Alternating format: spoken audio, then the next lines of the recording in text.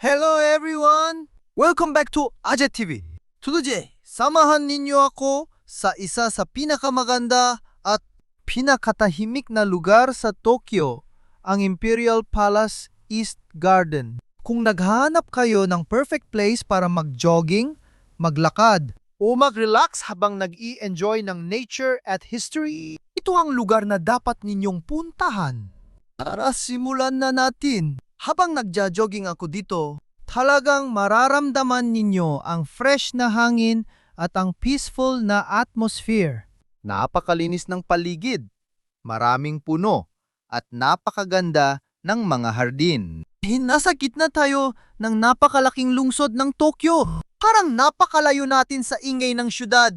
Marami kayong makikitang mga locals na nagja-jogging, naglalakad, o simpleng nagpapahinga. Hindi lang ito magandang exercise spot, ay isa rin itong lugar para ma-relax ang isip at katawan.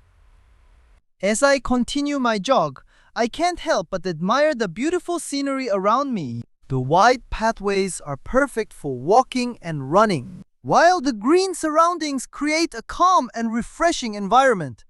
This place is more than just a park. It is part of the historic Imperial Palace grounds and was once the site of the famous Edo Castle. Everywhere you look, you see beautiful stone walls, historic gates, and carefully maintained Japanese gardens that reflect Japan's rich culture and history. Habang naglalakad o tumatakbo rito, parang bumabalik ka sa nakaraan. Napakasarap sa pakiramdam na pagsabayin ang healthy lifestyle at pag-appreciate sa kasaysayan ng Japan. One of the best things about the Imperial Palace East Garden is that it's free to visit. Whether you're a tourist or a local resident, everyone can enjoy this peaceful place without spending anything. If you love taking photos, this is also a perfect destination. Every corner is picture perfect, especially during spring when the cherry blossoms bloom, and during autumn when the leaves turn into beautiful shades of red, orange, and yellow. Para sa akin, isa ito sa pinakamagandang lugar sa Tokyo para magsimula ng araw. Isang simpleng jogging lang dito ay sapat na para ma-refresh ang katawan, malinawan ang isip at magkaroon ng bagong energy. Kung bibisita kayo sa Tokyo, huwag ninyong kalimutang isama ang Imperial Palace East Garden sa inyong itinerary. Sigurado akong mag-i-enjoy kayo sa ganda ng kalikasan, sa tahimik na paligid at sa makasaysayang lugar na ito. Maraming salamat sa pagsama ninyo sa akin ngayon. If you enjoyed this adventure, don't forget to like this video, leave a comment, and subscribe to Aje TV for more travel adventures, walking tours, jogging videos, and amazing places here in Japan. Thank you so much for watching. See you in the next adventure. This is Aje TV. Stay safe, stay healthy, and God bless everyone! Pwede lang, sama. Mga simple mga questions. Ano tayo napag-for sila? Wala siya na. So yung Imperial Palace. Pwede kang mag-check-in dito. Kasi makapagin ng check-in. Pwede ko diyan.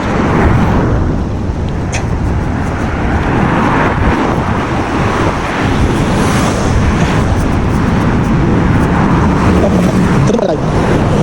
So yan, agad na. So Palace. Okay. Okay.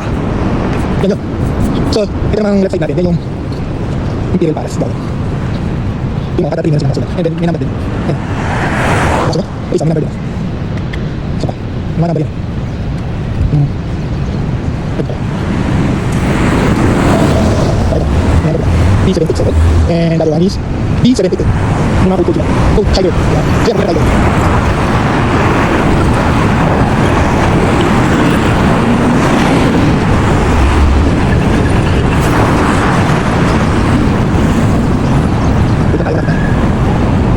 So dahil mag-isip yan sa akin, bakit yan? Pagano ko tayo? Pwede mag-pink. Kaya parang sarado na. Ano sabi yata ngayon? Ano ginagawa sa loob? Yung mga tent. Yung mga tent. Yung sarado na. Yung mga tent. Yung ginagawa. Pero ito siya. Yan siya. Libre na tayo. Pero sa ngayon, sarado siya. Ayan o. Ito ay schedule lang. Ano ba yun? Ang schedule lang, sarado siya. August. Monday and Friday, sarado. Pero hindi naman yan pa natin. Dahil mag-vlog naman tayo. Kaya mag-isa tayo guys. So, sa patuloy lahat. Dito na natin. Mag-video tayo. Sa ngayon, hanggang sa muli. Bye!